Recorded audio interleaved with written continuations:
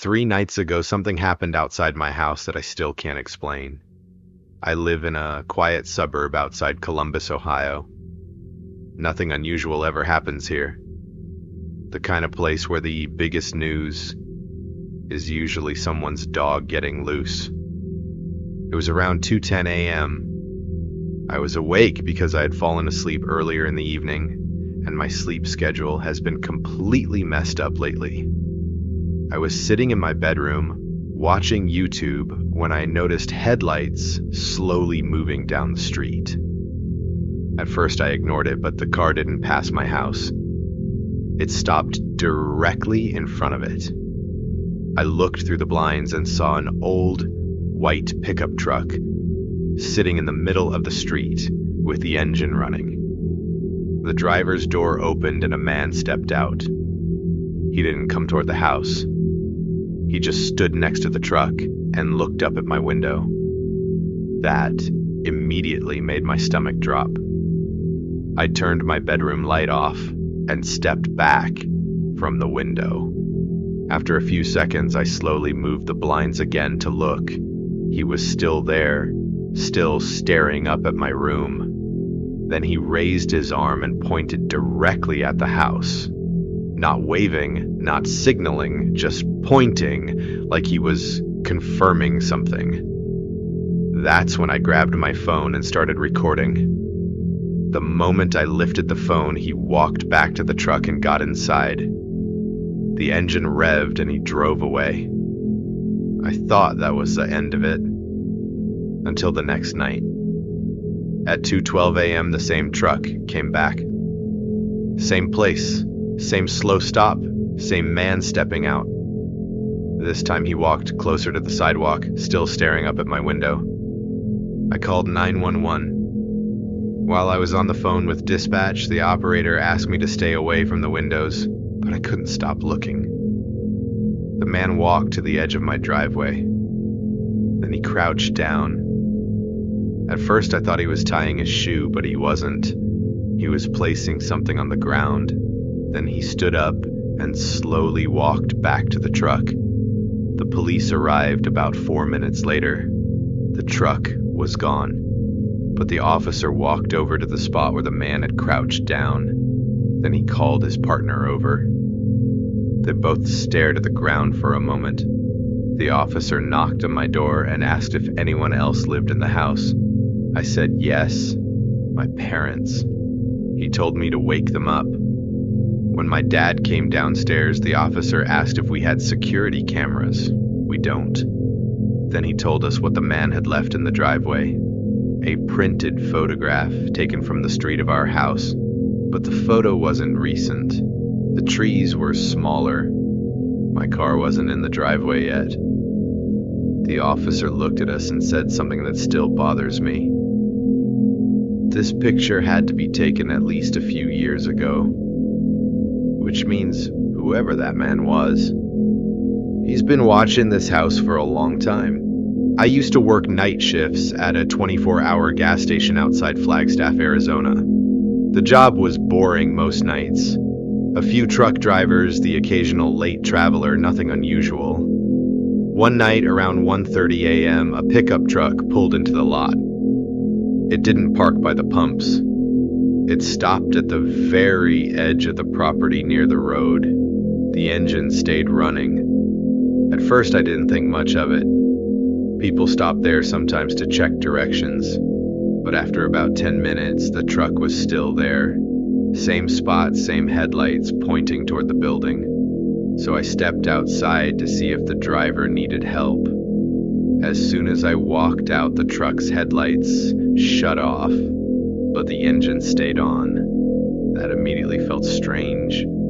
I walked halfway across the lot and called out, "Hey, you need something?" No answer. The driver door opened slowly, and a man stepped out. He didn't say anything. He didn't even look at me. He just stood there beside the truck. Then he walked to the passenger side, opened the door, and started pulling something out. At first I thought it was a bag. Then I realized it was a person. A woman. She looked barely conscious, her arms just hung there. That's when the man finally looked at me. He smiled and said, "Don't worry, she's just tired." Something about the way he said it made every alarm in my head go off. I told him I was calling the police. His smile disappeared instantly. He shoved the woman back into the truck and slammed the door. Then he jumped in the driver's seat and sped off the lot. I called 911 immediately and gave them the plate number. About 20 minutes later, a sheriff called the station back.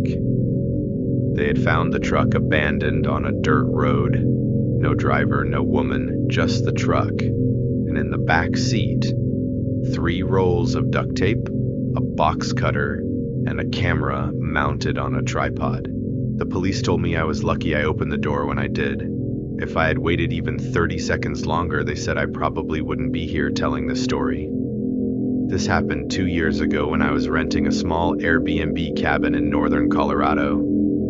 I was traveling alone for a week just to get away from work. The cabin sat about a mile off the highway in a wooded area.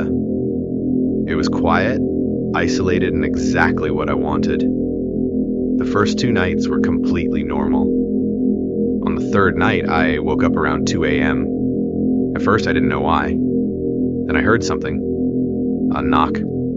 Very soft. At the front door, I checked my phone. No messages from the host, no alerts, nothing. Another knock. Slow. Deliberate. I walked to the door and asked, "Hello?" No answer. There was a small window beside the door, but the outside light was off, so I couldn't see anything. The knocking stopped. I stood there listening. Nothing. I almost went back to bed, but something felt wrong, so I turned the porch light on. Then I opened the door. No one was there, just the empty driveway and the trees. I stepped outside and looked around. Still nothing. That's when I noticed a ladder. It was leaning against the side of the cabin, right under the bedroom window I had been sleeping beside. I hadn't seen it earlier. My stomach dropped. I went back inside immediately and locked the door. That's when I heard footsteps above me on the roof. Slow, careful. Someone walking across the cabin. I grabbed my phone and called 911. The operator told me to stay inside and lock every door. The footsteps continued for another minute. Then they stopped. 5 minutes later, police arrived. They found a man hiding behind the cabin near the ladder. In his backpack, they found rope, gloves, and a small camera. The officer later told me something that still keeps me awake sometimes. The man had been watching the cabin for hours. He told him he was waiting for me to fall asleep, so he could come in through the window. I stopped driving for Uber after that night. Not because of the police report. Not because of what the passenger said, but because of what I saw in the rearview mirror. This happened last year in Phoenix, Arizona. I had been driving Uber for about 6 months at that point. Most nights were normal. Airport pickups, bar crowds, late night rides home. Around 2:15 a.m., I got a request from a quiet residential neighborhood. The name on the app was just M. The pickup location was a dark street with only one house nearby. When I pulled up, I didn't see anyone. I waited about 30 seconds. Then the back door opened. A man got in. He didn't say hello, he didn't even look at me. He just closed the door and said one thing: "Just drive." I checked the destination on the app. It showed a location about 20 minutes away, out near the desert. That was a little unusual, but not impossible. I started driving. For the first few minutes, the man said nothing. Then he leaned forward slightly and asked, "Do you ever drive out here at night?" I said sometimes. He was quiet for a moment. Then he said, "Good. Then you won't get lost." That sentence didn't sit right with me. About 10 minutes into the ride, I noticed something strange in the mirror. The man wasn't looking out the window. He wasn't on his phone. He was staring directly at the back of my head, not blinking, just watching me. I tried to ignore it. Then the Uber app suddenly updated the destination. It changed. Now it was showing a dirt road about 5 miles deeper into the desert. I said, "Hey, the destination just changed." The man didn't answer immediately. Then he said quietly, "Yeah, I moved it." Something about the tone made my chest tighten. I told him I could only go where the app showed the original destination. That's when he laughed, softly. Then he said something that made my hands shake on the steering wheel. "Don't worry, there's no service where we're going anyway." I immediately turned the car around and drove toward the main road. The man started yelling, telling